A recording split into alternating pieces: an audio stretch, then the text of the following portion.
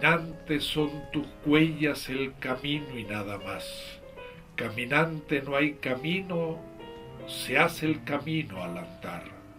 Al andar se hace el camino y al volver la vista atrás se ve la senda que nunca más se ha de volver a pisar.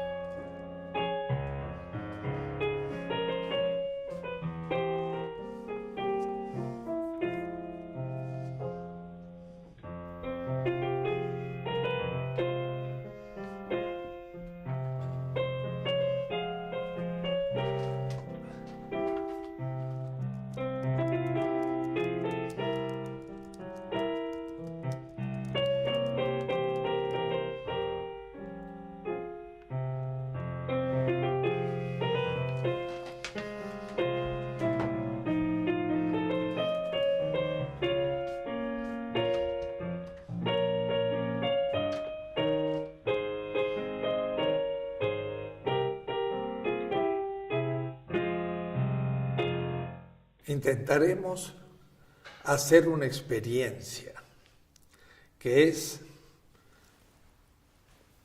autointerpretar la vida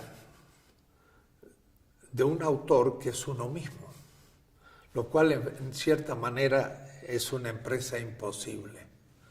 Pero hay que realizarla de alguna manera y esto sería, creo, con dos vertientes. Pensarla, esa vida, en el tiempo y hacer un recorrido cronológico, pero también pensarlo en el espacio, porque en el tiempo el autor o el sujeto se va abriendo a distintos horizontes.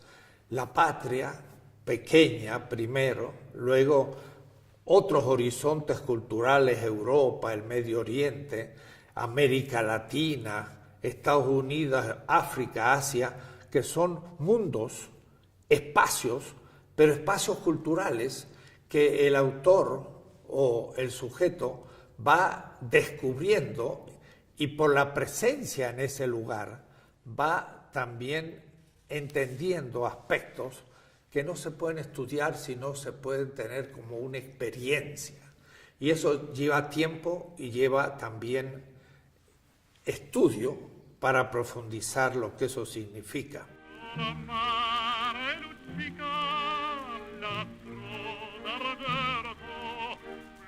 La vida de un autor, creo, comienza por la vida de su familia. Y esto puede determinar su obra.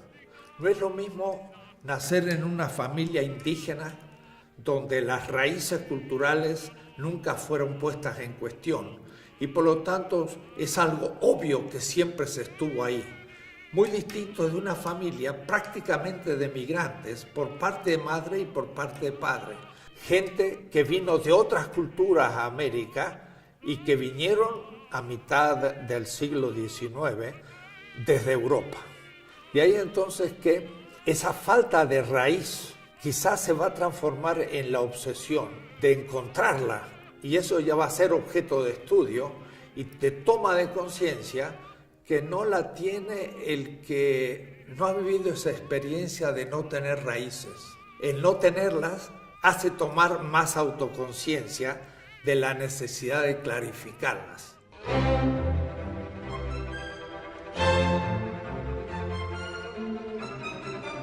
La familia de mi padre era alemana. Johannes Caspar Dussel se llamaba mi bisabuelo. Nació en 1840 y murió en 1913. Nació en Schweinfurt, Baviera, y murió en Buenos Aires. Llegó a Buenos Aires allá por 1870. Fue el momento en que Bismarck luchó contra Baviera. Se ve que Johannes Caspar, mi bisabuelo, huyó de esa guerra, pero huyó además porque era un obrero, un miembro de la primera internacional socialista de Marx. Y en Buenos Aires, con otros amigos, fundó lo que se llamaba el Vorwärts, que era la vanguardia del Partido Socialista. Y él, como carpintero, hizo los muebles de la primer casa del pueblo de todo el continente, muebles que fueron quemados en 1945 cuando hubo un levantamiento contra Perón y se persiguió a la izquierda y ahí se quemó la sede del Partido Comunista en Buenos Aires. Él era pues entonces un luterano, a tal punto asumió la crítica del Capital que a su primer hijo, que era el tío abuelo, el onkel Carl, el tío Carlos, le puso ese nombre, Carlos, y a mi abuelo le puso el nombre de Heinrich, Enrique. Era Carlos Enrique Marx. Voy a decir que me llamo Enrique porque mi bisabuelo le puso a mi abuelo el nombre de Enrique, que era el segundo nombre de Marx.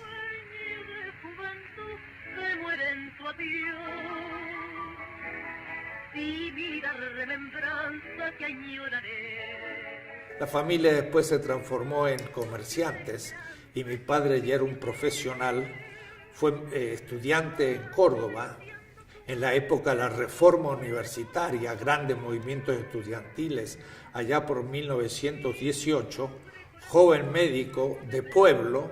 Yo sentí siempre el honor de ser hijo del doctor Dussel.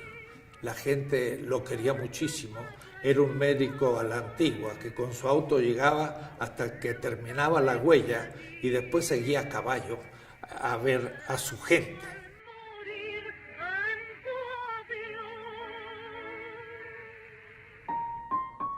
Mi madre, en cambio, fue de una familia italiana, del norte de Italia, más bien de comerciantes. Ella pues no era luterana sino católica, porteña, muchacha de la gran capital del puerto, estudió francés y era una gran pianista, tocaba muy bien Chopin, pero también tocaba muy bien el tango. Y era una mujer muy simpática, pero a los 19 años se casa con mi padre y de la gran capital se va a un pueblito perdido, que fue donde yo nací, que se llama La Paz. Este pueblo se llamaba Colocorto en la época colonial y producía trigo, pero el río Mendoza después se fue secando y por eso entonces que La Paz se transformaba lentamente en un desierto. Pueblito pequeño de 5.000 habitantes con calles de tierra, de a caballo, con olor a viñas, a vino, a frutas. Era una infancia totalmente en tierra adentro, era una infancia feliz, diría yo, en contacto con el pueblo, con la gente más simple. Había indígenas, pueblo originario, lugar de gran temperatura en verano, 40 grados de calor, y bajo cero en invierno, un clima muy duro, pero ese desierto me va a hacer entender cuando después esté en La Mancha, en España, y el desierto arábigo en el Medio Oriente. Van a ser desiertos que para mí van a tener una significación como originaria. Mi padre, médico, fue sin embargo expulsado de su trabajo en el ferrocarril. En esa época el ferrocarril era inglés y en plena guerra, como era de familia alemana, los ingleses lo echaron. Entonces debió dejar el pequeño pueblito y fuimos a la gran capital. Yo diría que eso fue para mí el primer gran exilio. Fue un choque brutal. El ir desde un pueblito pequeño de a caballo a una gran ciudad llena de cemento. Buenos Aires en los años 40 era quizás la ciudad latina más grande porque era más importante en esa época que Madrid, Barcelona, Sao Paulo o México. Después ocupará otro lugar. Fue una experiencia importante de vida urbana.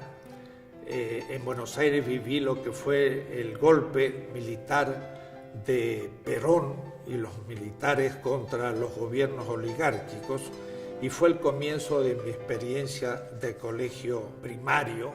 De ahí fue ya el pensar el retorno de la capital. Mi padre se especializó a la capital de la provincia de Mendoza. Dichoso tiempo aquel de la niñez maravillosa. Mendoza es una ciudad de 500.000 de habitantes, una ciudad del interior, conservadora, con mucha personalidad. Allí yo voy a vivir 2 experiencias, creo, importantes. Primero, una militancia. Había movimientos juveniles de interés, porque el niño de 8, 9, 10 años se sentía responsable de grupos, tenía que hacer reuniones semanales, tenía que hacer acta de las reuniones, tenía que hacer exposiciones de temas. Eran grupos cristianos, de parroquias, se llamaba la Acción Católica. De esto habla Gramsci en Italia, porque en realidad era un sistema italiano que se reprodujo en Argentina. Esta experiencia militancia llegaba a un punto que, por ejemplo, a mis 15 años teníamos que organizar un campamento en la montaña donde nos íbamos con jóvenes un mes entero. Era responsable de organizar la comida, las expediciones a la montaña, reuniones de fogón a la noche para cantar. Todo esto me dio una gran experiencia de relación humana, pero también una generación de dirigentes juveniles muy importantes que después también harán su experiencia política y estudiantil. Yo fui presidente del Centro de Filosofía en la universidad, fundador de la Federación Universitaria de toda una región, y pues estuve aún preso en algún momento cuando se levantaron los estudiantes, en ese caso en contra de Perón. Esa experiencia me va a permitir después afrontar situaciones no ordinarias cuando me lance a hacer viajes por Europa y el Medio Oriente y otras partes. Venía de la experiencia que yo tenía de andinista, no alpinista, que me podía poner un mochila en el hombro y salir a caminar, poder dormir en una tienda en cualquier lado, y eso me va a dar muchas posibilidades en el futuro. A los 12 años, además de mi colegio secundario, iba yo las tardes a clases de bellas artes, 4 horas, pintura, grabado, pero al mismo tiempo ahí se estudiaba la historia del arte. Entonces a mis 13 y 14 años yo empecé a estudiar el arte egipcio, el arte griego, el arte romano, medieval, moderno, el Renacimiento. Sin embargo, toda esa formación era profundamente eurocéntrica. Y entonces mi obsesión era un día poder ir a esa Europa. Entré en la Facultad de Filosofía y Letras, que era una muy buena universidad, aunque fundada hacía poco, en el año 39, y ahí entonces tuve también la doble experiencia teórica de estudiar muy seriamente con muy buenos profesores, 5 años de griego, 5 años de latín, profesores entusiastas, jóvenes, que nos hacían trabajar duro, pero al mismo tiempo tenía mi experiencia de praxis estudiantil política, de también ser dirigente estudiantil, como dije. Llegamos a tomar la facultad y en un momento yo tuve en la mano la llave de la Facultad de Filosofía y diciéndonos, y ahora, ¿a quién proponemos la dirección de la escuela? Que vivan los estudiantes, jardín de nuestra alegría. Lo cierto entonces es que fue una gran experiencia teórica y de buena formación política, y fue la etapa argentina, diría yo, de mi vida, la etapa de la patria chica, pero era todavía una experiencia nacional. Eso sí, en todo el país, desde el norte al sur, con los movimientos estudiantiles, pero no había salido yo de Argentina. Es decir, que en el 57 yo tenía 23 años, terminé mi licencia y no bien terminé mi último examen. La semana siguiente estaba tomando un barco en Buenos Aires que me iba a Europa, y entonces comenzaba una segunda etapa de mi vida, pero era al mismo tiempo geográficamente dejaba la patria chica y me abría a otro horizonte. Cuando llegues a Madrid, chulona mía, voy a ser emperatriz en Lavapiés. Gané una beca en la España franquista, es decir, una España todavía completamente provinciana, en donde Argentina estaba más desarrollada que España, de todo punto de vista civilizatorio, teórico. Yo digo, fue una buena experiencia porque era otro país, me dediqué solo al estudio, no aprendí tanto que digamos, pero sí aprendí a conocer España, que ya era otro continente. Y en las primeras vacaciones me propuse en autostop irme a Medio Oriente y llegué a Beirut y de Beirut Damasco, Amán, y pasé a Israel porque quise entender el mundo, no solo griego que había estudiado, sino el mundo semita. Esta experiencia era imposible sin mis experiencias previas de andinista, de con una mochila al hombro poder salir a cualquier parte. O sea, me atravesé toda Europa, llegué a Medio Oriente y después todavía de vuelta, ya trabajando un poco en Nazaret, me pagué ya el viaje y fue hasta Atenas. Pero de Atenas a Madrid me lo hizo todo en autostop.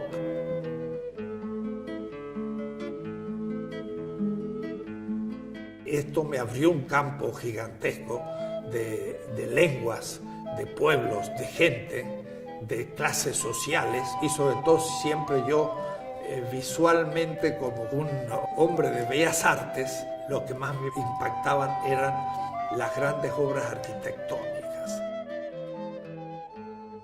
Estar en París por primera vez, Notre Dame, estar en el Atomium de Bruselas porque fue ese año la Feria Internacional en Bruselas, llegar a Alemania, Freiburg, toda la región del Rin, atravesar toda Suiza, los Alpes, llegar a Florencia, a Bolonia, a Roma. Eran experiencias tremendas para un joven que por primera vez veía estas cosas. Pero no solo eso, llegar a Beirut, a lo que se llamaba el barrio de los mártires, atravesar los valles que están entre Beirut y Damasco en plena guerra siria-libanesa. Y se escuchaban los tiros porque estaban en guerra. Y me decía, ¿usted qué hace aquí? Bueno, yo voy haciendo autostop. Entonces yo llegué a Siria en un camión con soldados. Y yo ahí con mi mochila y de la montaña vi abajo Damasco. Y me fui a vivir con el barrio cristiano de Bab Tuma, justamente donde Pablo de Tarso, dice la tradición, que se convirtió y tuvo que salir de la ciudad de Damasco por un muro. Y ese muro lo conservan los cristianos todavía, es como si lo estuviera viendo hoy. Experiencias inenarrables de un viaje hecho a pie de tierra, o es decir, ni siquiera en tren, sino de auto en auto, de camión, yendo con la gente, teniendo que poder hablar con ellos. Volví a España, terminé mi doctorado y en el 59 dejé España y me instalé durante 2 años en Israel. Shalom Aleichem, Malache HaShalom, Malache Elyon. Esta quizá la experiencia subjetiva, cultural y hasta espiritual más fuerte en mi vida, porque ahí hubo que dejar todo. Las lenguas que tenía no servían, las experiencias aún de subjetividad que tenía tampoco servían. El mundo occidental estaba fuera, estaba en el mundo oriental, eran tradiciones distintas, liturgias distintas, comidas distintas, y entonces uno como que si le hiciesen un raspaje del hueso acero y queda uno desnudo ante la novedad de algo que uno nunca había sospechado. Eso me va a permitir a mí después entender muchas cosas, ¿no?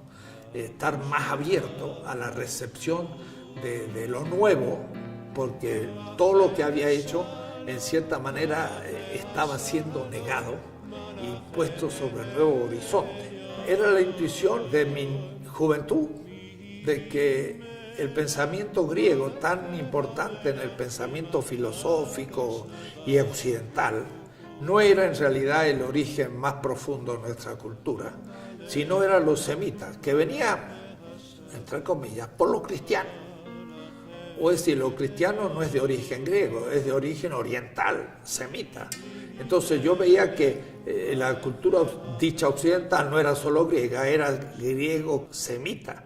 Y entender a lo griego me daba claridad sobre un aspecto de mi cultura, pero sobre el otro yo tenía una total ignorancia. Entonces era necesario, así como estudié el griego, estudiar el hebreo y profundizar otra tradición que no lo había hecho, sobre todo en filosofía. Y por eso tuve la intuición de que el mundo semita me era necesario para entender América Latina, porque ya el descubrimiento de América Latina lo empecé a hacer desde la partida. Yo no estaba en Israel por los semitas, estaba en Israel por el origen de mi cultura. Y entonces siempre hablo de que hay un autor que se llama Eduardo Mallea, que escribió un libro que se llama Una pasión argentina. Y si Sarmiento, que es uno de los héroes en Argentina pedagógicos, decía que había que matar a los gauchos y a los indígenas porque era la causa de nuestro atraso y había que imitar Estados Unidos y Europa, esto es Sarmiento. Eduardo Mallea, reaccionando contra, decía: lo nuestro es el gaucho, es el llanero en Colombia, es el cowboy en Estados Unidos, pero la historia de este gaucho está en los llaneros de Extremadura, pero estos vienen del Magreb y estos vienen del desierto arábigo. Entonces, entender a este hombre montado sobre un caballo como si fuera un centauro, había que ir hasta el desierto arábigo para descubrir la propia historia. Eso fue también una experiencia de trabajo manual. Yo trabajaba de obrero, 8 horas por día durante 2 años. Claro que al mismo tiempo iba a estudiar el hebreo, lo que se llamaban los cursos del Ulpan, que era un sistema de estudio rápido del hebreo en los kibutz. Entonces estuve también en un kibutz Guinosar, en el mar Tiberias, de pescador. Debo decir que los discípulos del fundador del cristianismo, Pedro, Juan, Santiago, todos estos eran pescadores en el lago. Yo fui pescador en el mismo lago y tiraba las redes donde tiraron las redes los discípulos del fundador del cristianismo.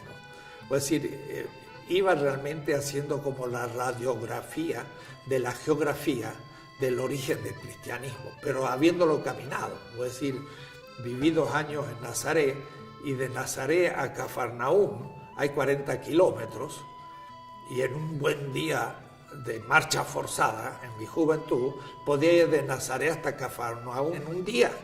Aquella tierra del fundador del cristianismo era muy pequeña. Quiere decir entonces que fue una experiencia que hoy es de suma actualidad, porque hoy se habla mucho de Walter Benjamin, que habla del mesianismo materialista, y todo eso lo viví yo allá en 1959-60, hace 50 años, porque Benjamín no conocía bien el hebreo y nunca estuvo en Israel. Yo sí estuve en Israel y conozco bien el hebreo, y justamente no tuvimos la intuición, sino que explicitamos qué significa el mesianismo materialista que el propio Benjamín intuye. Entonces, eso que yo voy a ir descubriendo como proyecto, en este momento, al mirar atrás, digo, de haberlo proyectado hoy, cómo prepararme para entender el presente, no podría haber hecho mejor que lo que hice efectivamente. Es decir, iba yo intuyendo las cosas que ahora se realizan. Ahora, ¿por qué? Bueno, porque creo que yo sí tenía un cierto olfato que descubría el perfume por donde iba la historia, y me fui anticipando a esos procesos, y de pronto ahora cuando miro al pasado me doy cuenta que me anticipé, y ahora sí tengo una cierta visión de las cosas que fueron imposibles sin ese camino. Lo cierto es que fueron 2 años extraordinarios en cuanto a experiencia humana, de conocer al mundo árabe palestino, de vivir en suma pobreza en una barraquita, en comer a veces con los mismos palestinos en grutas donde ellos vivían, que son el mismo lugar más o menos de hace 5.000 años. Después de 2 años en Israel, habiéndola recorrido toda, habiendo trabajado sobre todo con palestinos, viendo lo que ellos sufrían, me dije, es bueno volver a Europa para empezar una formación ya más sistemática. Y de ahí que volví a Europa, esta vez ya pudiéndome pagar mi pasaje en barco sin autostop, porque había trabajado y tenía un pequeño ahorro, de tal manera que salí de Tel Aviv y llegué a Marsella y me instalé en París. Quand il me prend dans ses bras, qu'il me parle tout bas, je vois la vie en rose. En el año 61 hasta el año 67 voy a estar 4 años en Francia y 2 en Alemania. En París llegué a la Sorbona, donde estaba Paul Ricoeur, un gran maestro, que ese año justo dio las clases sobre la simbólica del mal.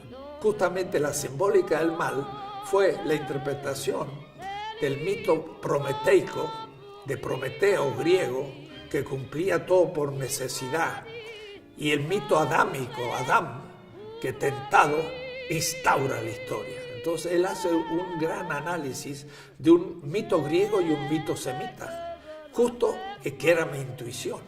Entonces por eso que en París escribí el humanismo helénico, que era lo prometeico, y el humanismo semita, y son mis primeros 2 libros. Pero también en París, que yo trabajaba de bibliotecario para poder sobrevivir, voy a después escribir el choque del pensamiento semita cristiano con el pensamiento helénico y qué va a pasar durante siglos que se van a ir combinando las 2 culturas. 2 culturas que en el siglo XV va a llegar a América con Colón, con Cortés o Pizarro, que va a ser una historia europea que va a chocar contra el indígena, que va a ser el extremo oriente del oriente, y entonces se va a ir completando mi visión de la historia, que al mismo tiempo lo estaba viviendo. Entonces fue una experiencia extraordinaria. El París de la época, había muerto Merleau-Ponty hacía poco, vivía Sartre, uno podía hablar con él, era una gran efervescencia, había el gran diálogo entre marxistas y cristianos. Pero al mismo tiempo quise completar mis estudios y me inscribí e hice una licencia en teología, 8 semestres. Hice 6 en París y 2 en Alemania, en Münster. Entonces hice regularmente, además de mi licencia en filosofía, una en teología. Había hecho mi doctorado en Madrid en filosofía y en la Sorbona hizo un doctorado en historia.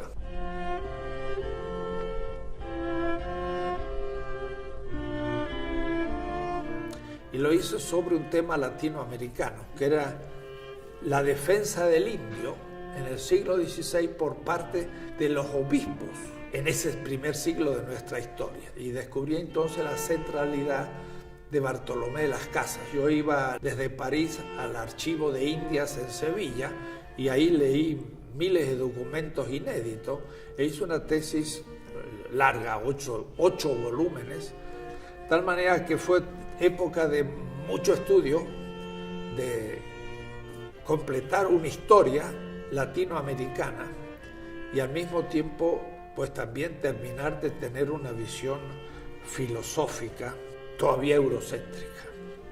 De ahí también estuve en Alemania. Después de 2 años de París conseguí una beca en un instituto en Maguncia, el Instituto de Historia Europea, pero en vez de estudiar Historia Europea le propuse al profesor Lorz estudiar el siglo XVI, que era su especialidad, pero en América Latina, y eso me permitió estudiar la defensa del indio en el siglo XVI, que me permitió también conocer América Latina desde Durango a Buenos Aires, recorriéndola por todas partes con documentos del siglo XVI, viendo hasta qué punto el indígena había sido dominado, había sido humillado, había sido realmente oprimido. Entonces mi visión ya era siempre ponerme en el lugar de los débiles, del oprimido, del otro, que era la conclusión de la experiencia de Israel y de Nazaret. Porque en Nazaret, el fundador del cristianismo, un día fue a la sinagoga y abriendo el rollo de Isaías, en el capítulo 61 dijo: el Espíritu del Señor está sobre mí y me ha consagrado para dar una buena nueva a los pobres.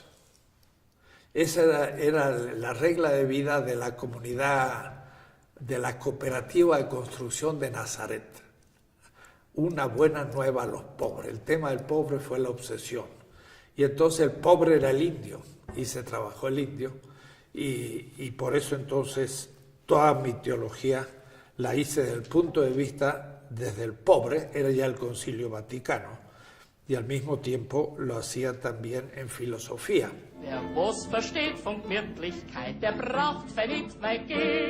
En mis primeras andanzas en Alemania, en el año 63, en München, es que conocí a Johanna. Yo era un solitario, ya un soltero pues mañoso, que sabía vivir solo, y me acuerdo que ella dice: me llamó la atención lo sucio que estaba mi camisa. Era un aventurero, había hecho viajes por todas partes y siempre viviendo en distintos lados, comiendo como podía y durmiendo, consiguiendo una beca y a veces un trabajo. En fin, iba yo avanzando y ahí conocí a Hannah. Lentamente pues nos fuimos amarrando nuestra vida.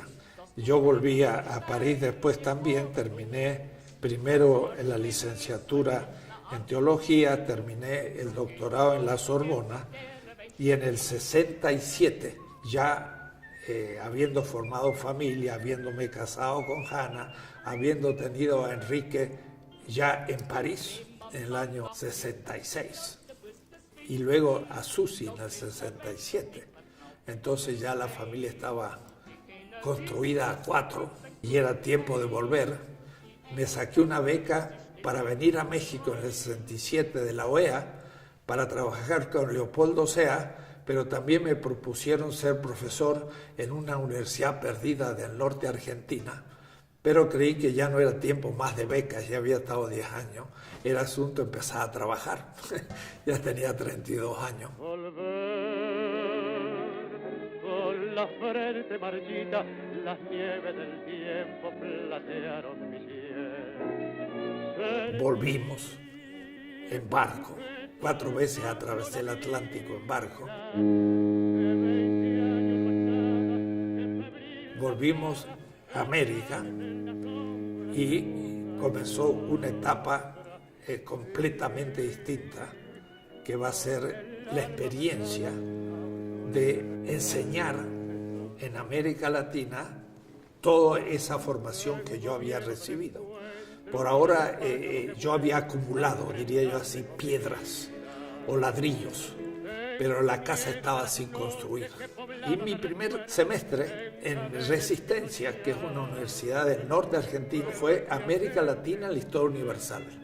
Así que todo lo que había estudiado lo puse por escrito.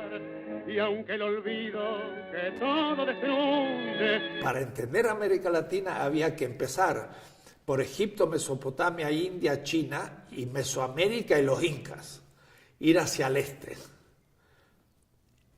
Nuestros pueblos originarios son el extremo oriente del oriente, todos asiáticos. Pero luego la otra historia es desde el Gobi, sale desde los pueblos indoeuropeos, de los pueblos semitas, de las cristiandades de España. Y entonces cuando España sale es el extremo occidente del occidente y choca contra el extremo oriente del oriente, y eso es el proceso de la conquista. Entonces, entender América Latina es entender la historia universal, y eso es lo que yo expuse en ese curso. Un libro de 400 páginas que me escribí en 3 meses. Es decir, yo estaba en el entusiasmo del comenzar a exponer temas, y a la manera alemana escribía mis clases.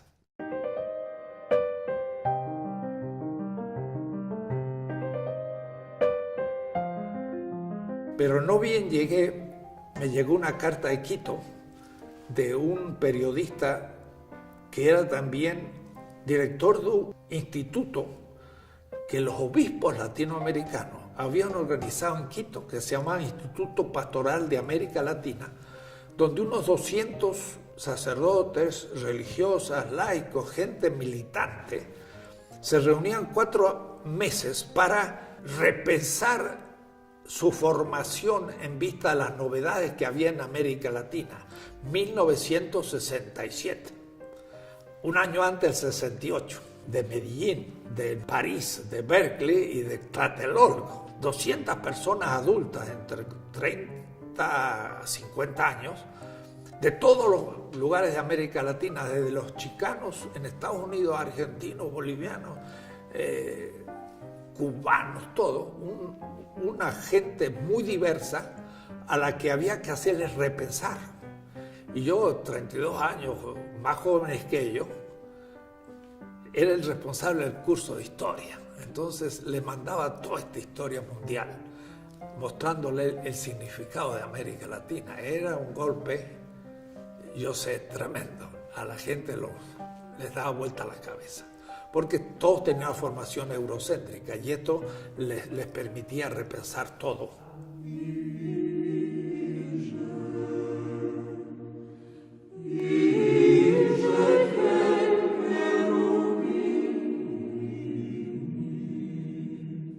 Entonces le daba vuelta a toda la historia de la iglesia, mostraba la decadencia de la iglesia desde el siglo IV, cuando el emperador toma el cristianismo como fundamento del imperio, y el cristianismo, que había sido crítico del imperio y perseguido como tal, se transforma en el fundamento del imperio bizantino en el siglo IV, la cristiandad.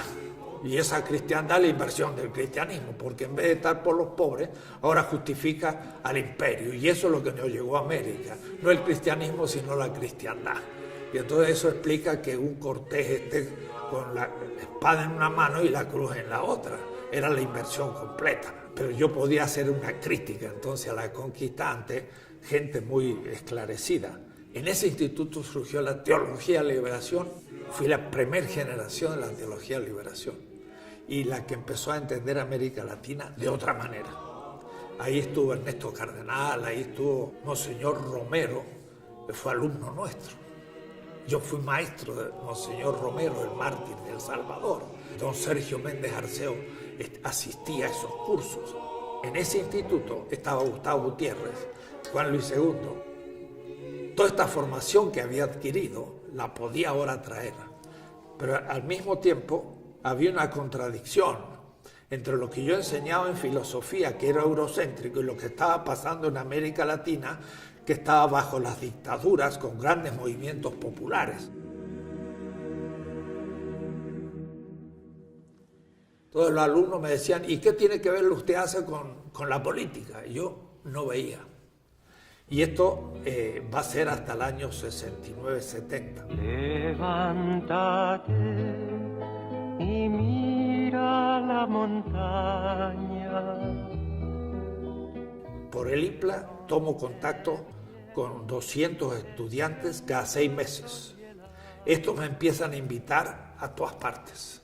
Me invitan a México, a Cuba, a Santo Domingo, Costa Rica, a Brasil, toda América Latina. De pronto, 4 o 5 años, yo habré hecho 100 viajes. Y entonces mi apertura a América Latina. Si la primera etapa fue Argentina, la segunda europea, Medio Oriente para formarme, ahora de pronto me abro a todo el continente americano, latinoamericano, y estoy presente desde el año 67 en adelante en todos los movimientos populares que están surgiendo en todas partes. Desde los latinos en Estados Unidos, que yo iba a San Antonio, a Los Ángeles, a New York y a Chicago y hablaban castellano.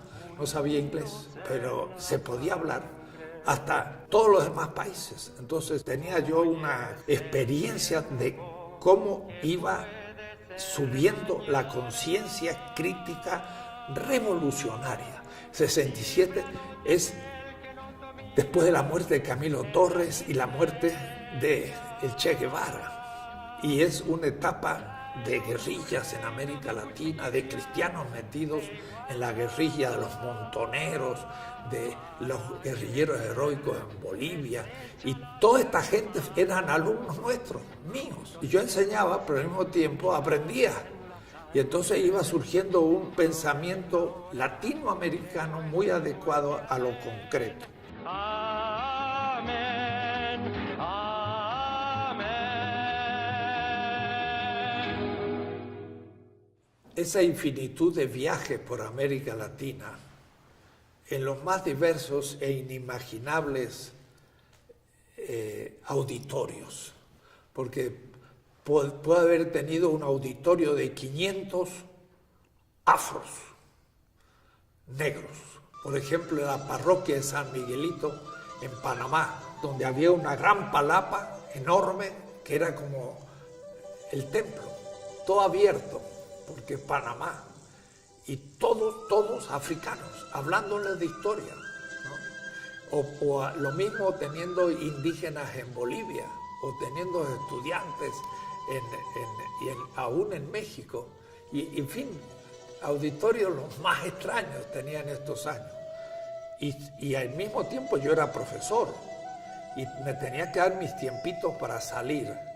Y en ese momento sí, era muy duro para la familia, porque yo salía.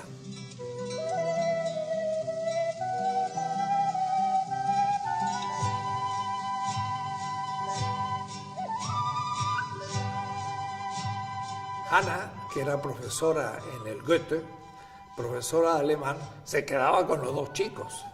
Claro, los dos chicos al mismo tiempo era compañía y era preocupación. Pero si yo no tuviese la espalda cuidada por Hanna, yo no podía haber hecho nada de lo que hice. Y muchas veces yo decía, si yo puedo decir la verdad y aún arriesgar de que me echen, lo puedo hacer porque Hanna me permitiría vivir, porque ella trabaja. Ella es mi garantía. Ella era la que estaba detrás. Y los niños iban educándose muy bien y muy bonitos. Y no notaban mucho la ausencia del padre, porque ella era la que estaba allí. Yo siempre digo, sin Hanna nada de esto hubiera sido posible. La familia funcionaba y realmente fue una época muy bella de estabilidad y de crecimiento. De sacrificio, porque salir no era cualquier cosa. Salir era dejar las clases, tener que reponerlas, tener que enfermarme por ahí. Cuando salía me agarraba una gripe. Y no, es fácil decir, se sale, pero hay que ver el sufrimiento que eso supone. Era un gran servicio. Pues estos fueron años del año del retorno, del 67, hasta el 69, con esta experiencia latinoamericana en base sobre todo a la historia. Pero en el año 69 es que se produce la ruptura teórica, que logramos en un grupo argentino, ligar la filosofía con nuestra realidad política, y este salto nos lo permite Emmanuel Levinas, que es un gran pensador francés que yo no conocí en París cuando estuve, pero que lo conocí después y me hice amigo y tengo sus cartas y le iba a visitar su casa. Levinas es un judío justamente, entonces todo mi pensamiento judío o hebreo o semita me permite entender a Levinas. Y Levinas en el fondo lo que habla es que dado un sistema siempre hay un otro, y ese otro es un pobre, es la viuda, es el huérfano, es el oprimido. Y entonces nos permite pensar la realidad política desde los oprimidos, y ahora sí podemos empezar a hacer la crítica filosófica de la experiencia que estamos viviendo. Y eso fue en el año 69 en que surge lo que llamamos en el grupo filosofía de la liberación. En las universidades públicas, claro que tomaba como modelo lo que ya había surgido el año anterior, que era la teología de la liberación, en la que yo también estaba metido por mis estudios y por mi experiencia. Entonces, en la metodología de una teología crítica me permitió entender una filosofía crítica, pero estrictamente filosófica, aunque algunos van a decir que es una especie de teología traducida. No, se ha podido demostrar lo contrario. Hermano, dame tu mano, vamos juntos a buscar una cosa pequeñita que se llama libertad. Y ahí entonces entroncamos con la Revolución Cubana del 59 y ya en el 68 con Berkeley, con París, con Tlatelolco. En Argentina está el Cordobazo, los estudiantes y obreros toman la ciudad de Córdoba, cae Onganía, plena dictadura, movimientos sociales, y entonces surge un pensamiento filosófico, crítico, articulado, no solo en Argentina, sino en todo el continente, a estos movimientos políticos. Y eso va a terminar el 2 de octubre de 1973, en que un grupo de extrema derecha me pone en mi casa una bomba, un atentado de bomba, y tira todos mis libros a la calle, y empieza una persecución horrible de la derecha contra la izquierda en Argentina, en plena dictadura, pero ya el pensamiento de filosofía y liberación ha cobrado notoriedad, y el hecho de ponerle una bomba a uno de los cultores supone que a alguien molestaba. Cuando me pusieron la bomba y vi aquello, dije, al menos los que pusieron la bomba entendieron lo que estamos diciendo. Primero. Y segundo, me acuerdo, el Enrique vino con su osito blanco, él tenía 7 años, por ahí, eran las 2 de la mañana, y me dice, papá, ¿qué pasó? Y se veía un boquete de la pared, y él salía de la cama, ¿no? ¿Qué pasó? Y yo, la verdad que estaba muy tranquilo, porque no me interesaba la bomba, me interesaba qué hubieran podido poner para después acusarme que era un guerrillero, que tenía armas, panfletos y todo. Entonces, la bomba era lo de menos, la cuestión era lo demás, lo otro que podrían haber hecho, que después por suerte no hubo nada. Yo siempre le dije a mi hijo, mira, pues, ¿te acuerdas de lo que le hicieron a Jesús? Pues esto mucho menos. Entonces, él me vio tan tranquilo y me vio explicando las cosas así, que se fue a dormir y se durmió tranquilo y no tuvo ningún trauma sobre la bomba. Mi hija, la Susi, le cayeron hasta unos vidrios de la ventana sobre su cunita, esa ni se despertó. Sueño pesado. Entonces tampoco le influyó. Así que ellos no vivieron una experiencia psicológica de algo tan brutal como que me pusieron una bomba. Tuvimos que salir de la casa durante un tiempo porque podría haber cosas peores, en fin. Lo cierto es que fue todo el enunciado de lo que se va a llamar filosofía de liberación. Esos 5 años, del 70 al 75, yo voy a publicar cada año uno de los tomos para una ética de la liberación latinoamericana. Por el pájaro enjaulado, por el pez en la pecera, por mi amigo que está preso, porque que es mi primera obra, escrita en el contexto de una represión feroz de los grandes movimientos populares contra la dictadura. Todo eso se deja ver en la obra, que no es una pura obra teórica que hay que leer como argumentos, sino que hay que leerla en el contexto de una persecución muy concreta y que hay que tomar muy en serio lo que acontecía. De ahí que escribí un artículo que se llama Una década argentina y el origen de la filosofía de liberación. De 1966 al 76 describí qué iba pasando mes por mes políticamente y cómo se iba expresando teóricamente.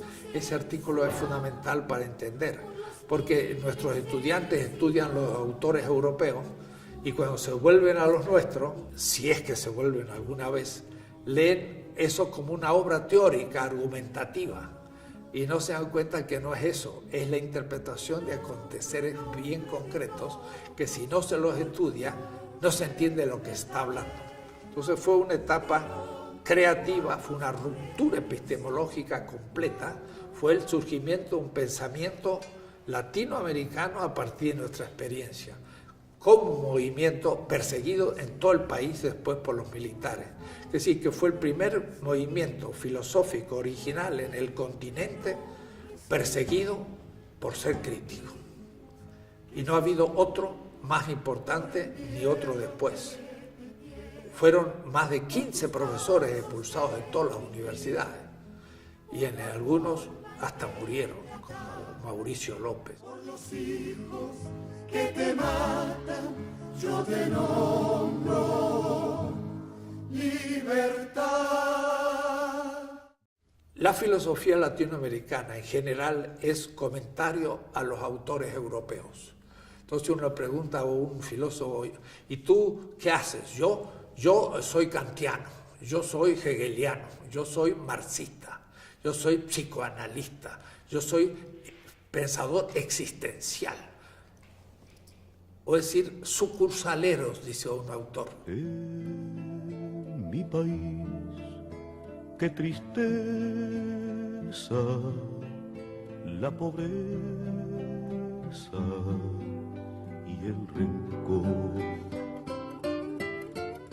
La filosofía de liberación es ya una invención latinoamericana. ¿En qué consiste? Primero, que hay que pensar la propia realidad. La filosofía piensa lo real, y eso ya es el primer capítulo. La realidad es socio-histórico-política concreta, latinoamericana. Entonces ya no es Europa, sino somos nosotros. El punto de partida es, hay un mundo en el que yo vivo, eso es Heidegger. Y lo explica muy bien en la gran obra Ser y Tiempo. Soy en el mundo.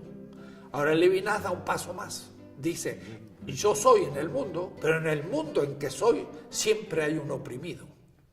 Siempre hay un otro que no es respetado. Por eso Hammurabi, el semita, hace 3.700 años, rey de Babilonia, dijo, he hecho justicia con la viuda, el huérfano y el pobre y el extranjero. Eso es un derecho muy especial, porque no hace justicia con la mujer, sino con la viuda, que es la del otro. No hace justicia con el hijo, sino con el hijo del otro, que es huérfano. No hace justicia con el rico, está fácil, sino con el pobre, que nadie defiende. No hace justicia con el conciudadano, sino con el extranjero. Es decir, es una justicia crítica que toma en serio el derecho del otro. Entonces, ante cualquier realidad concreta latinoamericana, o donde sea, uno no se pregunta solo qué es lo que da sentido al mundo, sino quién es el oprimido en este mundo. Y eso lo decía Hermann Cohen, el fundador de la escuela de Marburg. Dice, el método consiste en situarse en el lugar del pobre y desde ahí hacer el diagnóstico de la patología del Estado. Y yo llego a México y digo, vamos a ver, ¿quiénes son los pobres? Son los indígenas, son las mujeres dominadas por el machismo, son los marginales, son los obreros que no tienen trabajo. Esos son los negativos, son los otros. Desde ahí voy a hacer un estudio de México. No voy a decirte de su gloria, sino de su negatividad. Eso es filosofía de liberación hecho sistemático. Entonces, yo, por ejemplo, agarro y tomo en el 72. La sociedad es machista. ¿Quién es el oprimido en el machismo? La mujer.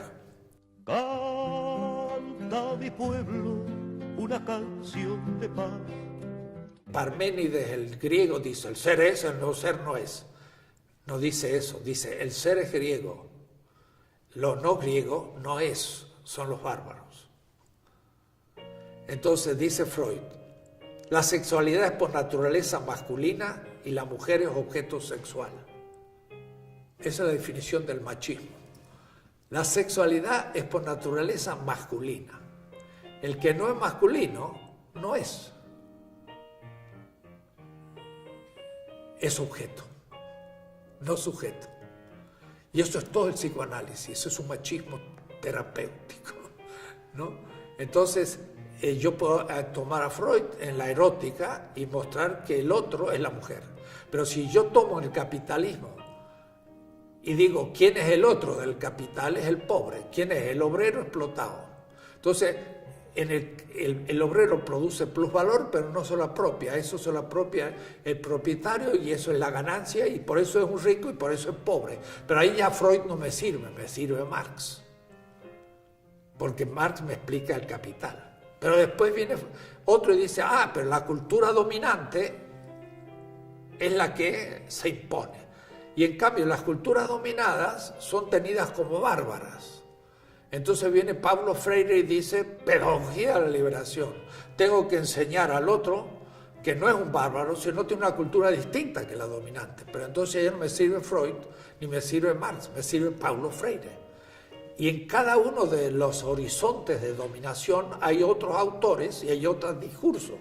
Y entonces todos esos discursos son filosofía de liberación, porque tiene que decir qué es totalidad, qué es exterioridad, por qué se aliena al otro, cómo se libera, y todo esto es un tema abstracto. Y ese tema abstracto, metadiscurso, es filosofía de liberación. Eso no es filosofía, no existía.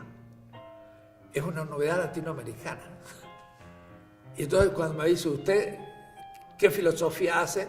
Filosofía de liberación. ¿De dónde viene? De América Latina. Es la única, no hay otra.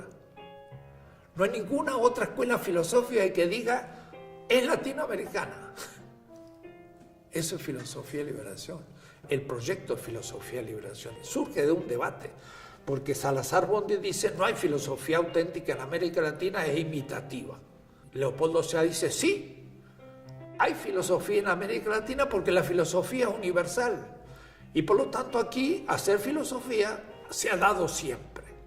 Yo entro al debate, yo digo, filosofía auténtica no ha habido en cuanto latinoamericana. Y la filosofía es universal. Pero sí puede haber filosofía latinoamericana si partimos de la negatividad.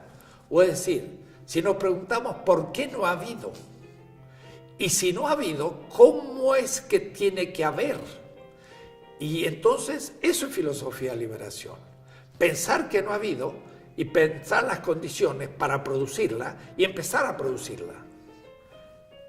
Ese debate se hizo en el 69-70 y de ahí surge una generación en Argentina que hicimos congresos con 800 profesores.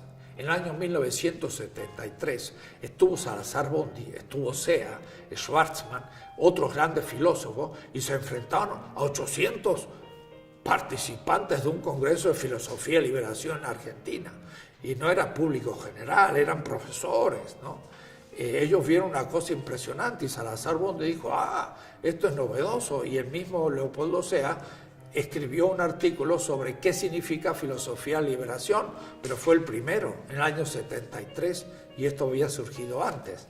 Entonces, yo escribí primero para una instrucción de la historia de la ética, y después método para una filosofía de la liberación, y para una ética de la liberación latinoamericana. En esos años del 69 al 75, yo produje como 7 obras, era una fecundidad tremenda porque había muchos inputs, había muchas sugerencias, y yo estaba viajando por toda América Latina y expresaba lo que estaba pasando en otras partes, no solo en Argentina, en México, Brasil, sino en otras partes que poca gente conectaba lo que se estaba produciendo ante las dictaduras, porque las dictaduras más o menos duraron del 64 al 84, 20 años. Y ahí se produce entonces el fin de esa época y el exilio. ¿Por qué me echan de la universidad? Me le echan, me ponen unas listas, los grupos de derecha de gente que van a asesinar. Había uno primero y yo venía segundo y eran como 10 que iban a asesinar. Entonces al primero, que era un amigo, Ezequiel Anderej, lo fueron a buscar a su casa. Él huyó al fondo, le tiraron un tiro, le pegaron una pierna y todavía vive y es rengo, porque saltó a la casa del vecino y lo persiguieron, pero se salvó. El segundo era yo, de la lista, ¿no? Digo, la cosa va en serio. Me echaron de la universidad, quedé a la intemperie sin protección. Dije, me voy. Y había estado en México justo antes y se estaba fundando la Metropolitana. Entonces estuve en abril y ya tomé contacto con mis amigos y dijo, me vengo a México. Entonces volví a Argentina, pero ya dije, me voy. Y cuando dije me voy, ya me dieron por ido. y bajó el nivel de la tensión en la casa, ¿no? Si Jano hubiera sido una argentina, yo me hubiera quedado hasta el final y hubiera desaparecido en el año 76. Pero gracias que no era argentina, me fui yo primero y después se levantó la casa y se vino. Y eso nos salvó, de tal manera que en el 75, en mayo, yo me vine primero a San Antonio. Deep within my heart lies a melody, the song of old San Antonio. Porque entonces dije, yo no hablo inglés, yo hablaba alemán, francés, italiano, pero no inglés, nunca había estudiado en el mundo anglosajón. Y me fui a San Antonio un mes, me puse a trabajar intensivamente en inglés y después de un mes di una conferencia en Spanglish, en inglés español, sobre el dólar. Una conferencia fantástica, porque sabía que iba a necesitar el inglés en la nueva etapa. Entonces dejo Argentina y América Latina en cierta manera y me vengo a México.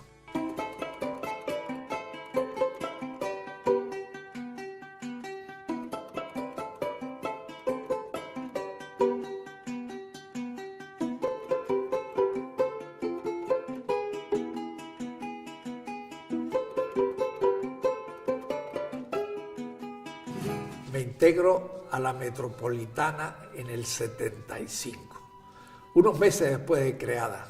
México me recibió con los brazos abiertos y además la Metro estaba fundándose. Claro que yo no entré a filosofía, tuve que pagar mi derecho de piso, yo entré a diseño en Azcapotzalco. Ahí hicimos muy buenos seminarios y una etapa creativa bellísima, pero yo estuve 7 años de profesor ahí hasta que me pasé al departamento de filosofía en Iztapalapa. Entonces también fue un derecho de piso, como Aristóteles, que salió de Atenas y se tuvo que ir a Asos ahí a enseñar a un grupo de gente exilado de Atenas, porque Espeusipo fue nombrado el director de la Academia de Platón y Aristóteles, como era provinciano, lo tiraron para afuera, ¿no? Entonces yo también sufrí un poco, pero me fue muy útil y pienso en mi estética de la liberación, poder escribir la experiencia de Azcapotzalco.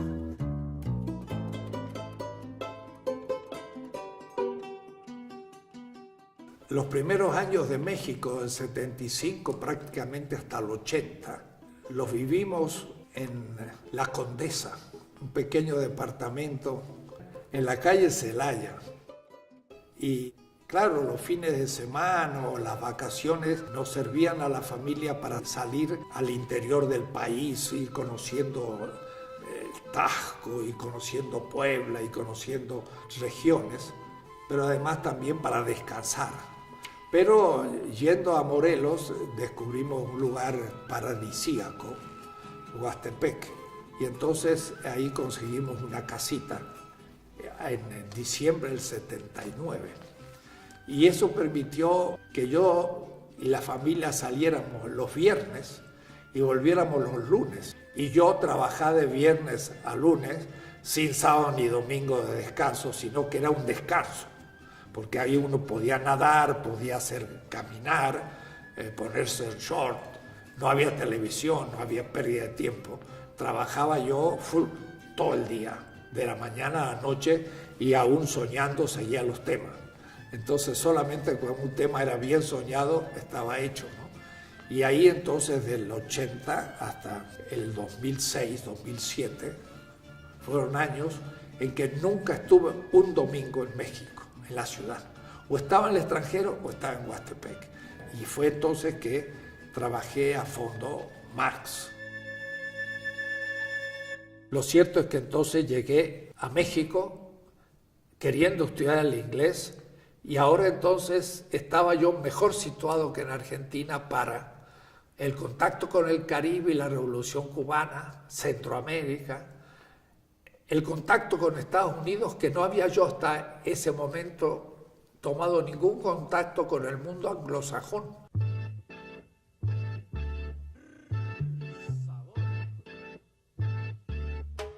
Estados Unidos lo había recorrido por todas partes, pero en español. Es decir, que realmente no era Estados Unidos, era el mundo hispano. Ahora, lo extraordinario es que yo podía tener un público de 100 personas en Nueva York o Chicago hablando español, ignorando el inglés. Pero ahora era necesario empezar a hablar a los anglos. Y apenas llegué a México, estando en Lovaina, con François Outard, que es un gran personaje, ideamos de organizar un gran diálogo entre africanos, asiáticos y latinoamericanos. A los 3 meses de estar en México, que se llamó ITWOT. Era la Asociación de Teólogos del Tercer Mundo. Yo lo organicé, aunque lo llevó a cabo otros compañeros, Sergio Torres de Chile, y se hicieron grandes encuentros, hasta el encuentro de Huastepec, el Centro Vocacional de Huastepec tiene muy buenas instalaciones y ahí hicimos uno de los grandes encuentros mundiales con 120 personas y se puede ver en la gran foto. Esto me permitió en el año 76, por ejemplo, ir al primer gran encuentro en Tanzania, en Dar es Salaam.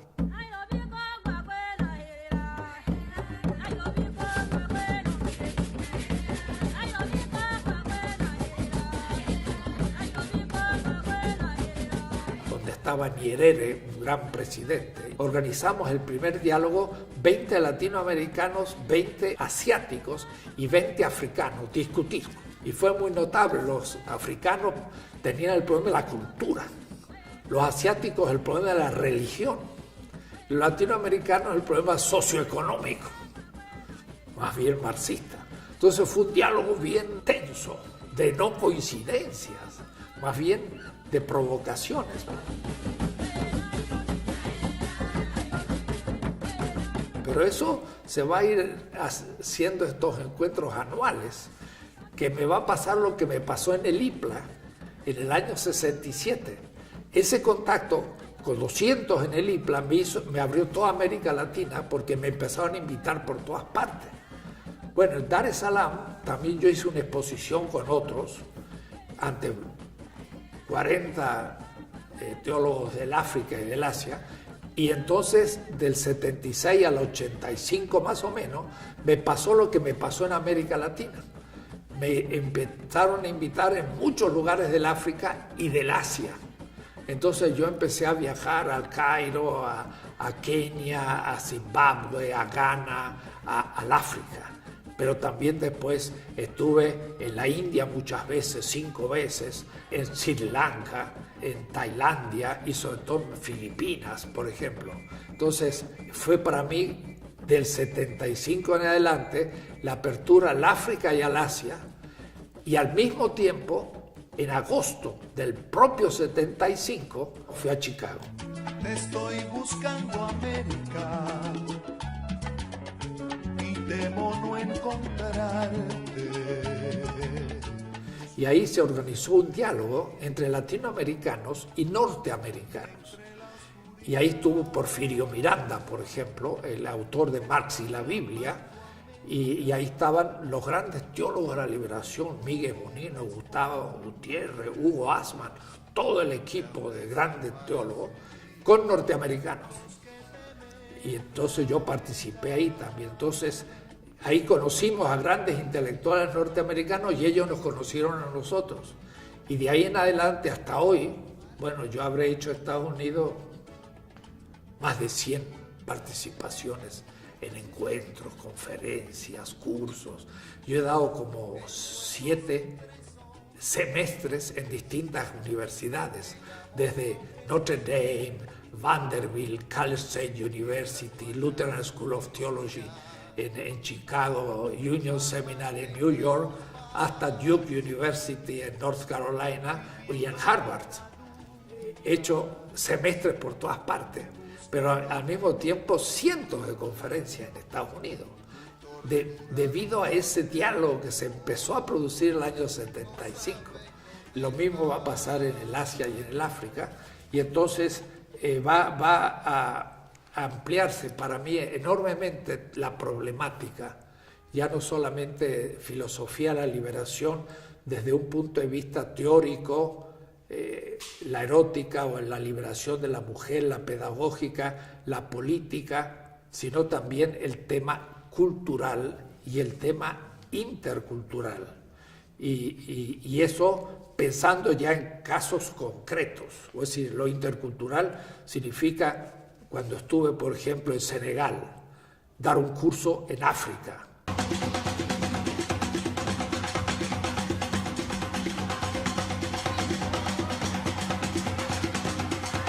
¿Cómo se expresa la filosofía y la cultura africana? Es imposible sin lo que ellos llaman los espíritus, y los espíritus de la familia.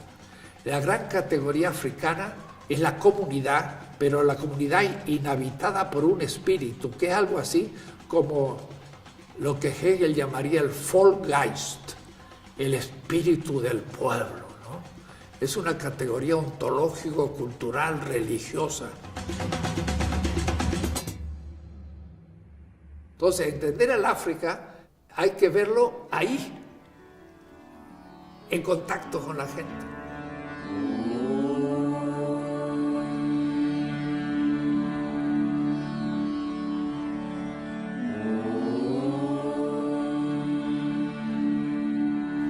Lo mismo en el Asia. Cuando uno llega a la India, empieza a entender la espiritualidad, la interioridad del taoísmo, del hinduismo en acción. Y eso entonces me amplió de nuevo todo esto, de tal manera que ahora sí, al 83, 84, yo tenía ya la vivencia de las grandes culturas de este pequeño planeta.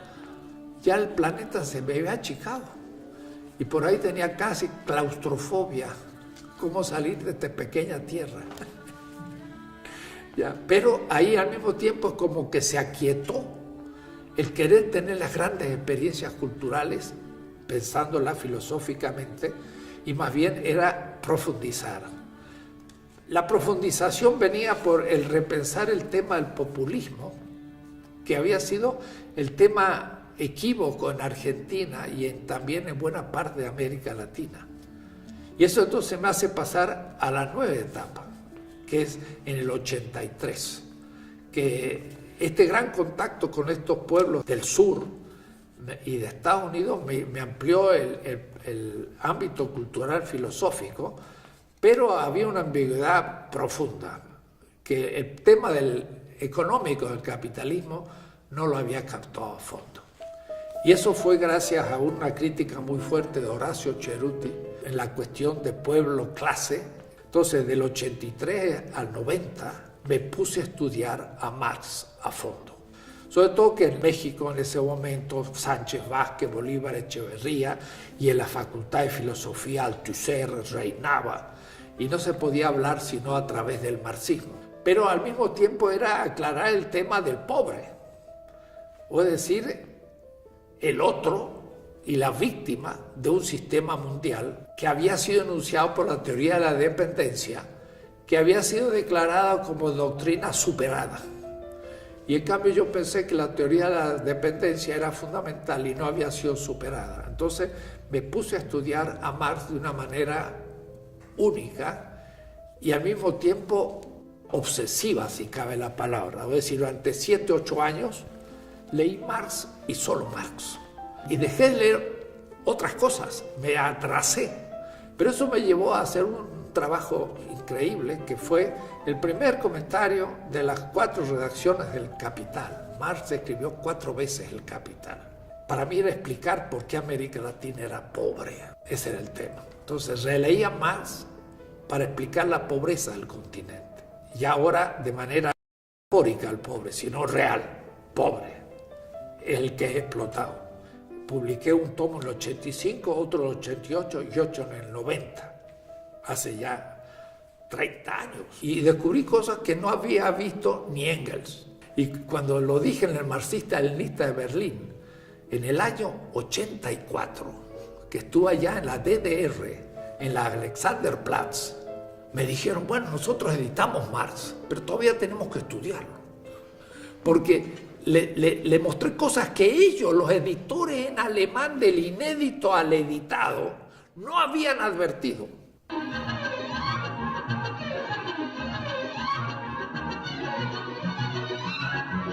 cosas muy precisas, que cuando Marx dice, en el plus tiempo, el plus trabajo, no se produce valor, sino se crea valor desde la nada. Entonces Marx está usando un concepto semita, la creación de la nada, en la economía y en el punto central del tema del plusvalor, que es la esencia del pensamiento marxista. Digo, este es un tema semita, no es griego ni es moderno, es semita. ¿Qué me dice? Creación de la nada. Lo leen. Ahora lo dije en la Sorbona, ante los profesores marxistas actuales. Silencio completo. Y claro, yo lo escribía en alemán, porque él dice, el trabajo vivo de lebendige Arbeit ist die schöpferische Quelle des Wertes aus nichts. Es la fuente creadora del valor desde la nada. Él nos dice que se produce plusvalor, dice que se crea. Y como crea desde un salario no pagado, es desde la nada. Entonces está usando una expresión teológica, creación de la nada.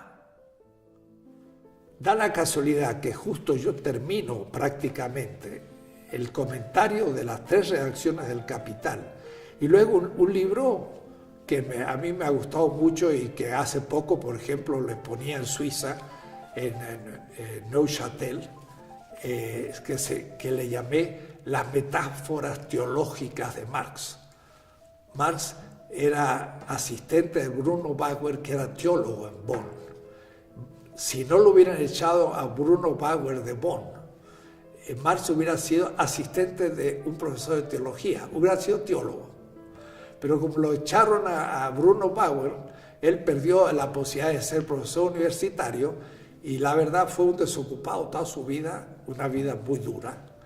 Y de ahí entonces que se dedicó a la economía. Pero tenía infinita cantidad de metáforas y tengo una tesis de un joven doctor en Alemania, en Berlín, que se denomina el uso que Marx hace de la Biblia en su obra. Y es notable, no hay casi un capítulo de todos los libros de la Biblia al cual Marx no se haya referido de alguna manera u otra en sus cartas o en sus obras. Son miles de referencias. Tenía una gran formación bíblica, él mismo de familia judía. Marx Leví, su abuelo era el rabino de Trier y su tío, el segundo, Heinrich, era el rabino de Trier y también por su madre eran rabinos de Holanda, así que era una familia hebrea fuerte. Entonces yo escribí ese libro, se llama Las metáforas teológicas de Marx.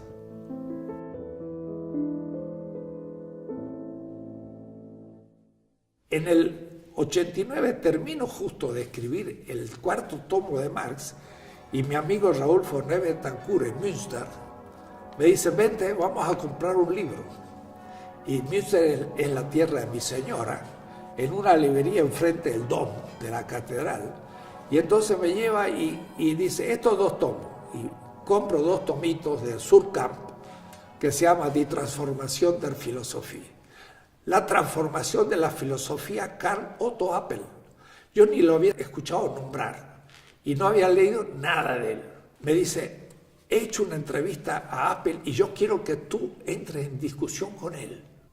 Raúl Forné es un filósofo cubano, profesor en Bremen, en Alemania. Entonces me traje esos 2 tomitos y los leí en unas vacaciones del año 88 en Acapulco.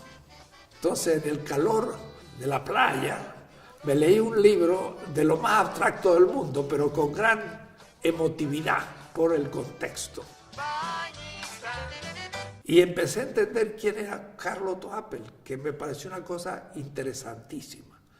Y en el año 89 se hizo el primer encuentro en Freiburg, y fue eso una cosa única en mi vida. Es decir, nunca tuve un examen de ese nivel, examen.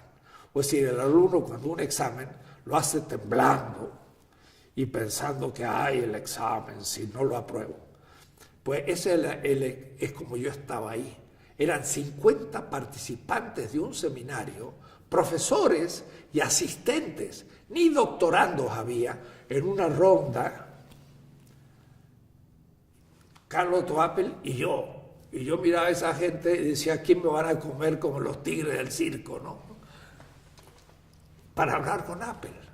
Y Apple se expuso fundamentación última de la ética, y yo llevé un texto en el que hacía un comentario a su prólogo de la transformación de la filosofía, y la crítica que le hice en este momento, me digo yo, ¿cómo fue a tal punto exacta que es la que yo le volvería a hacer hoy? Entonces él habla de la comunidad de comunicación y de la lingüística. Era un tema que yo no conocía, nunca había estudiado. Todo el pensamiento lógico, lingüístico, del Círculo de Viena, todo esto yo lo ignoraba. Y Apple me metió, pero no solamente me metió en el tema, sino que como en un largo túnel, yo veía del otro lado la salida, o es decir, la lucecita en el fondo del túnel. Entonces no me metí en un túnel oscuro en el que yo me perdería, sino que metiéndome en el túnel sabía por dónde iba a salir. Entonces fue una cosa extraordinaria, porque él explica el pensamiento analítico, lógico, lingüístico, pero le hace la crítica, y la crítica es extraordinaria.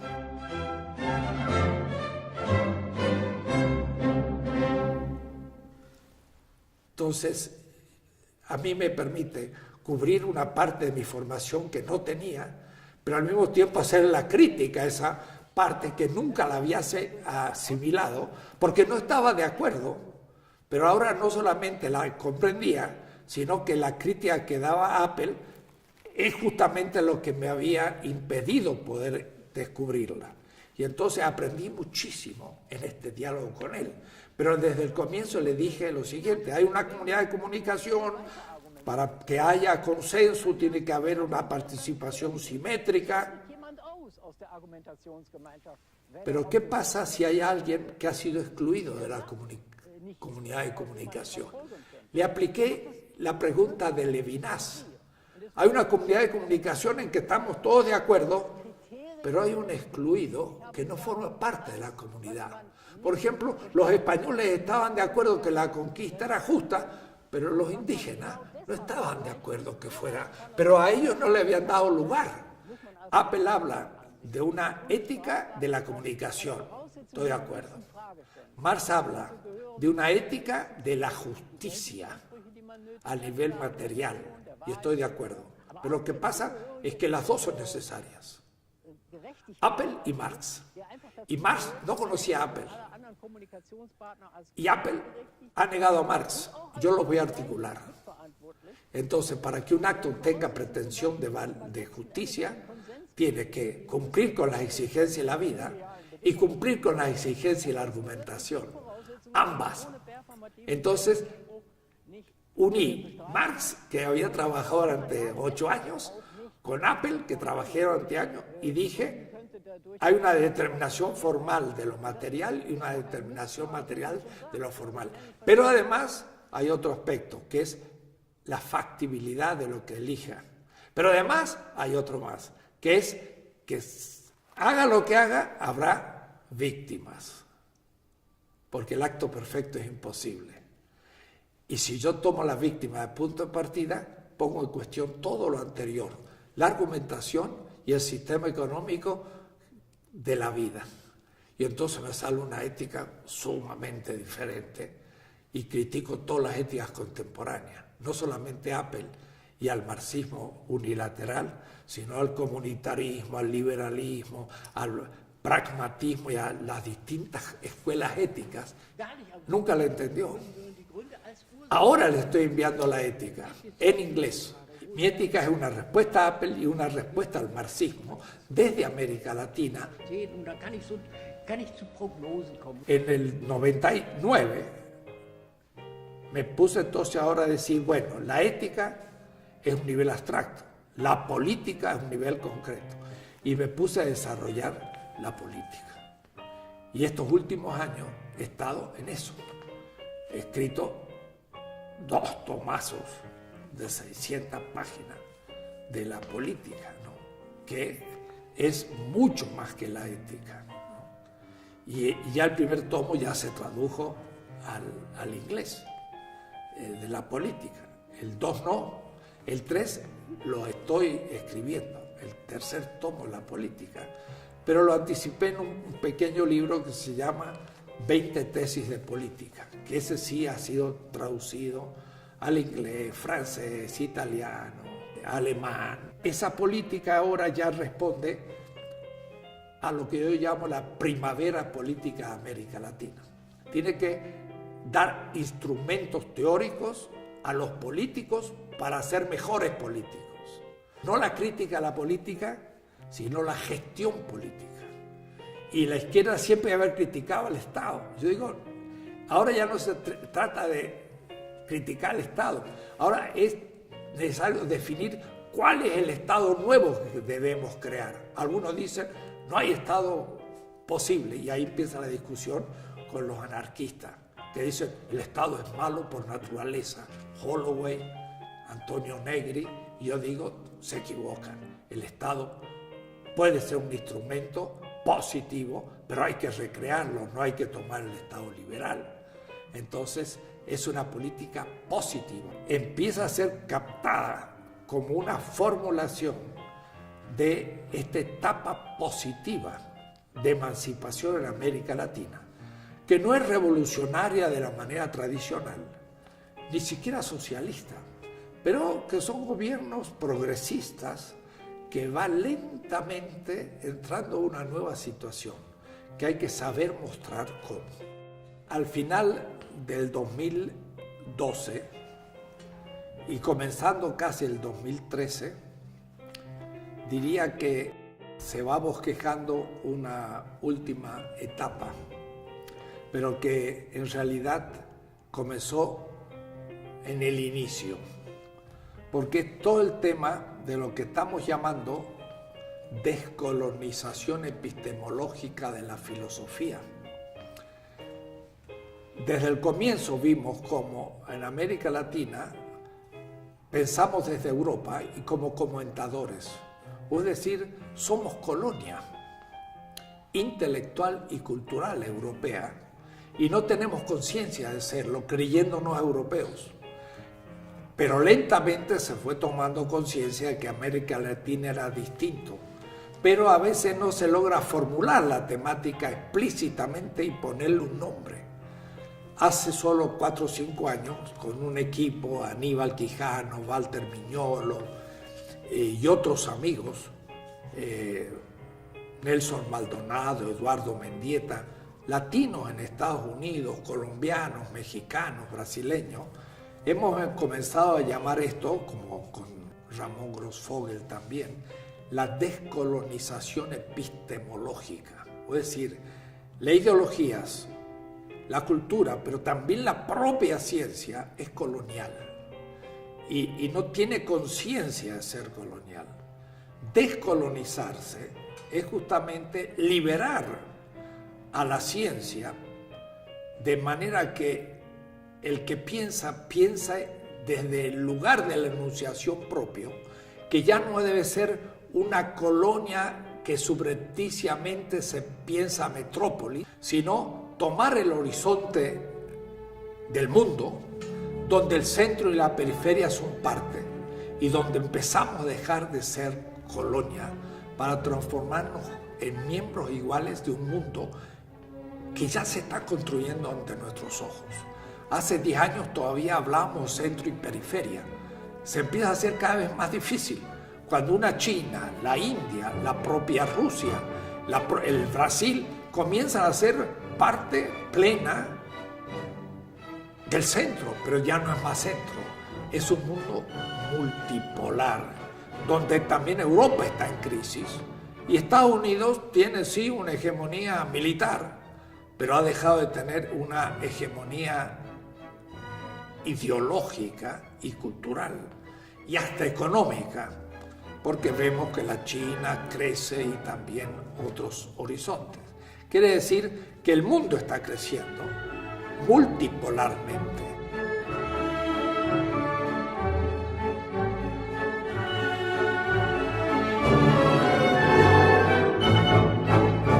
Y este tema fue ya nombrado desde hace años por la filosofía de la liberación contra el llamado posmoderno, contra el posmodernismo.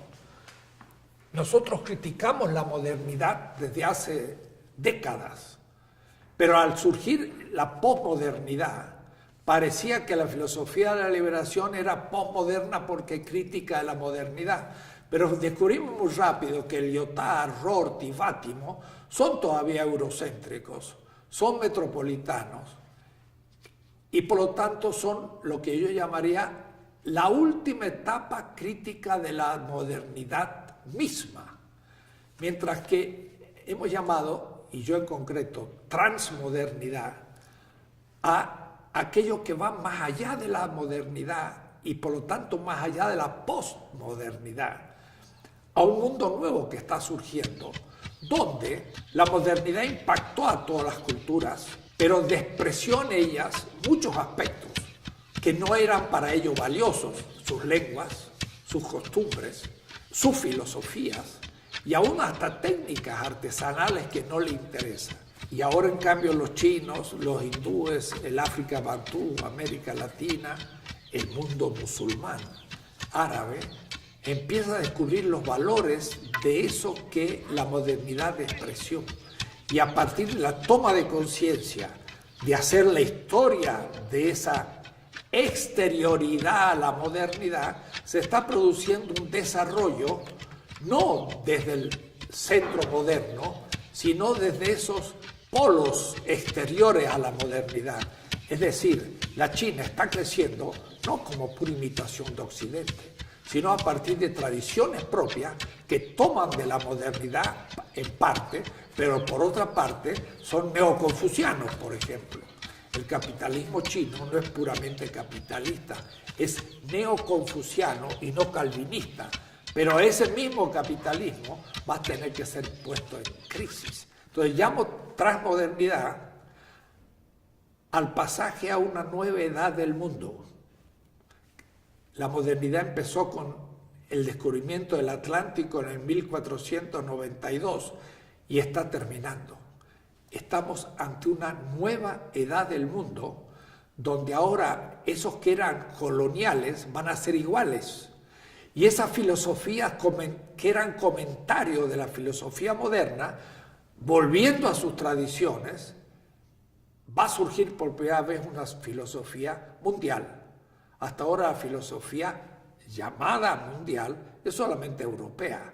Es Kant, Hegel, Nietzsche, Heidegger, Habermas y lo demás es comentario. No, ahora empiezan a surgir filosofías propias de ese mundo excluido que ya dialogan con la modernidad, pero cuyas raíces no son modernas, son anteriores a la modernidad, simultáneas a la modernidad y con capacidad de ir más allá de la modernidad.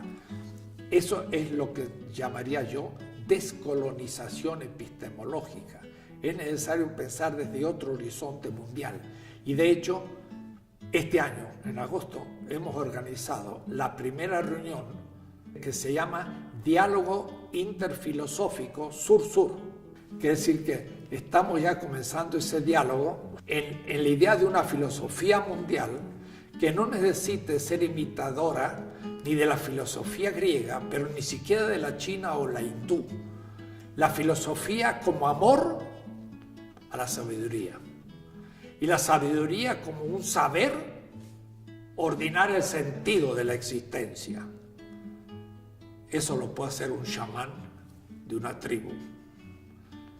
Y entonces, filosofía es el amor que tiene ese chamán a saber ordenar la vida de los miembros de su comunidad, acerca de la vida, la muerte, el matrimonio, el bien, el mal, y eso lo puede tener un chamán de una comunidad esquimal o tupi guaraní en el Brasil.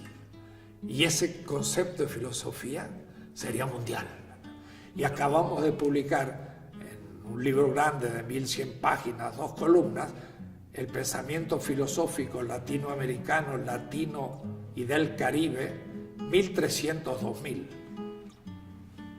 Es la primera vez que se publica una visión de conjunto de la filosofía latinoamericana.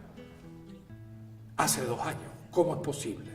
Porque justamente estamos en la toma de conciencia de una historia que fue negada, pero que ahora cobra conciencia de su valor y debe reconstruir sus raíces para dialogar con el pensamiento islámico, chino, hindú, bantú, europeo, norteamericano.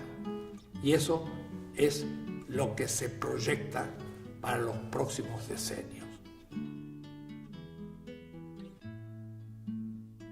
Cuando alguien dice, yo soy un sabio, compañero, eres un ignorante que cree que sabe. Porque el sabio, cuando descubre uno, son 10 nuevas preguntas. Y cuando descubre 10, son 100 nuevas preguntas. Y cuando descubre 100, son 10.000 nuevas preguntas. Entonces, cuando alguien es más sabio, como Einstein, es el más humilde que sabe mucho más que nadie todo lo que ignora. Entonces se vuelve más humilde, más servicial, más compasivo, más sabio. ¿Por qué yo existo? ¿Lo he merecido? Y entonces ante el universo y mi vida yo digo, gracias, me permitieron ser. Me aconteció cuando tenía mi etapa mística de 15 o 16 años que me dije una vez, ¿y por qué yo no soy Dios? Me dio rabia, como una rabia infinita. Y de pronto me vino como una gran paz. Dice, no soy Dios, pero soy. ¡Wow! ¡Qué bueno! Y me dio una gran alegría. Soy. Pudo nacer. Mi padre tenía millones de esperma y solo uno acertó. Y soy yo, lo otro pobre esperma. Fueron posibilidades. Soy. Gracias. ¿A quién? A quien sea.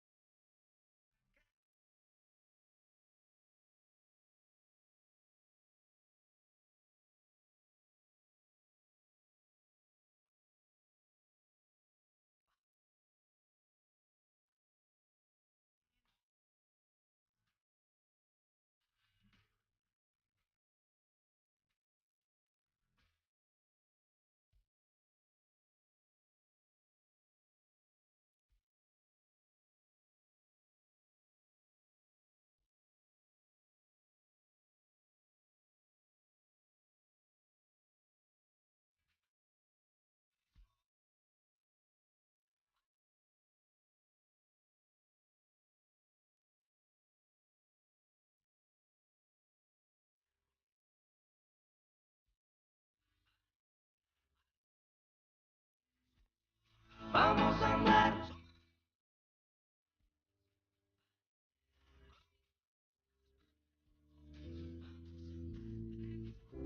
Yo siempre digo que es como presagios.